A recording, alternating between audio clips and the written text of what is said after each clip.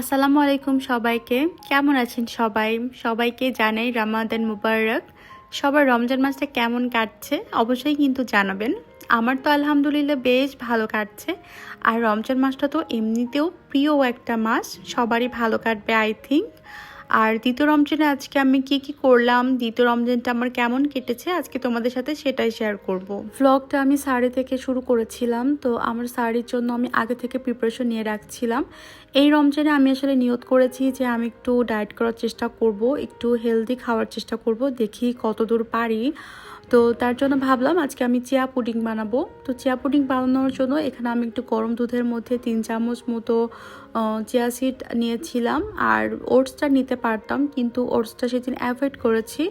এর মধ্যে বেশ অনেকটা টক দই দিয়ে দিলাম, আর তার সাথে ইচ্ছা মতো কিছু টপিংস অ্যাড করে নিচ্ছি।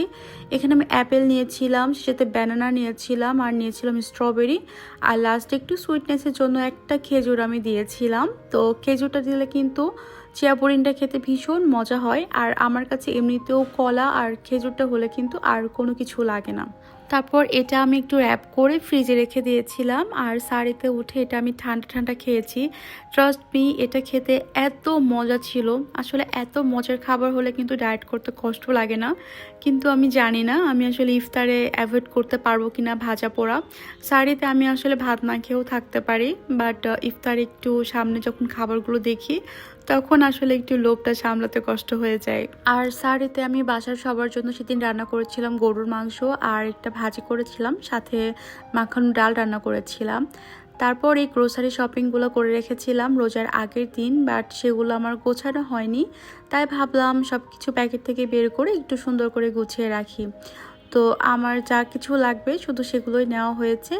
আর অলরেডি বাজার আগে 2বার করা হয়ে গিয়েছে, বাট স্বপ্ন থেকে আমার যেগুলো নেওয়ার দরকার ছিল আমি সেগুলোই এনেছি। তো আমি সেদিন এই প্যাকেটের কর্নফ্লাওয়ারটা এনেছি, এটা এনে আমার কাছে বেশ ভালো লেগেছে। এইটাতে কিন্তু বেশ পরিমাণটা অনেকখানি ছিল। সাথে লাল চিড়াটাও আমি এনেছিলাম। আমি এবার ভেবেছি ইফতারে আমি লাল চিড়াটা মাঝে মধ্যে খাবো। সেই সাথে একটু সাবুদানাও এনেছি, এগুলো আসলে ডায়েটের জন্য বেশ ভালো, আর ইফতারের জন্য কিন্তু একটা বেস্ট অপশন হতে পারে। সেদিন আমার ঘুমাতে ঘুমাতে অলরেডি 7টা বেজে গিয়েছিল। তারপর 9:30টার দিকেই দেখি আমার ফোন বাজতেছে। তো ফার্স্টের দিকে আমি ধরি নাই, তারপর 10টার দিকেও দেখি আবারও ফোন বাজছে।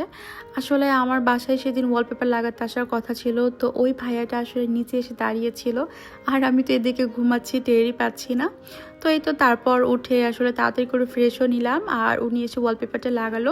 তো আগের ভ্লগে তোমাদের সাথে শেয়ার করেছিলাম যে আমার বেড সাইডের ওই দেওয়ালটা আমি আসলে ডেকোরেশন করে করে নষ্ট করে ফেলেছি, মানে গজ টেপ লেগে সেগুলা আসলে দেওয়ালের রংটা উঠে গিয়েছে। বেশ কিছুদিন ধরেই আমি আসলে ভাবছিলাম যে ওই দেওয়ালটাতে আমি একটা ওয়ালপেপার লাগিয়ে দিব। তো অনলাইনে আমি অনেক দিন ধরে দেখছিলাম, ফাইনালি একটা ওয়ালপেপার আমার বেশ পছন্দ হয়েছিল, তো সেটাই আমি কনফার্ম করেছিলাম। আর ওই ভাইয়াটা এসে খুব সুন্দর করে এটা লাগিয়ে দিয়েছে, আর খুবই অল্প সময়ের মধ্যে লাগিয়ে দিয়েছে। এখন তো আমার দেওয়ালটা দেখতে আমার কাছে ভীষণ ভালো লাগছে। তো তোমাদের সাথে নেক্সট ভিডিওতে কিন্তু শেয়ার করব যে কেমন হয়েছে। আর আমার বাসার জন্য আমি কার্টেনও অর্ডার করে এসেছি, তো যখন সব কিছু হাতে পাবো তারপর কিন্তু আমার রুমের একটা ফুল রুম ট্যুর তোমাদের সাথে শেয়ার করব। দ্বিতীয় রমজান তো আলহামদুলিল্লাহ শুক্রবার ছিল। তো আমার হাজব্যান্ড জুম্মার নামাজ পড়তে গেল, আর ও নামাজ পড়ে আসার পর আমি আর ও মিলে পুরো রুমের ফার্নিচারগুলো একটু এলোমেলো করেছি। আসলে সেম ফার্নিচার একরকম দেখতে ভালো লাগে না, একটু এলোমেলো করলে কিন্তু মনে হয় যে নতুন ফার্নিচার এনেছি বা রুমের একটা নতুন লুক দেখতে পাওয়া যায়। তারপর অলরেডি 3টা বেজে গিয়েছিল, আর আমাদের বাসায় তো গ্যাস থাকে না। আমি তাড়াহুড়া করে কিচেনে চলে গেলাম। তো রাতের জন্য আগে রান্না না করে আমি ইফতারগুলো ভাজতে শুরু করলাম, কারণ প্রথম রমজানের দিন আমি আসলে কোনো কিছু টেবিলে সাজিয়ে দিতে পারিনি। তো এদিন আমি খুব চাচ্ছিলাম সবাই আসার আগে সব কিছু টেবিলে সুন্দর করে সার্ভ করে দিব।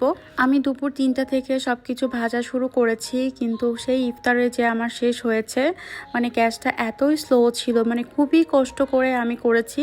এর মধ্যে তো আমার ইনফ্রারেডটাও তো ভেঙে নষ্ট হয়ে গিয়েছে।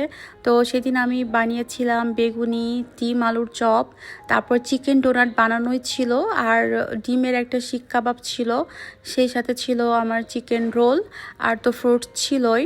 তো সব কিছু আমি ফ্রোজেন করে ফ্রিজে রেখেছিলাম, তার জন্য আসলে আমার অনেকটা সুবিধা হয়েছে।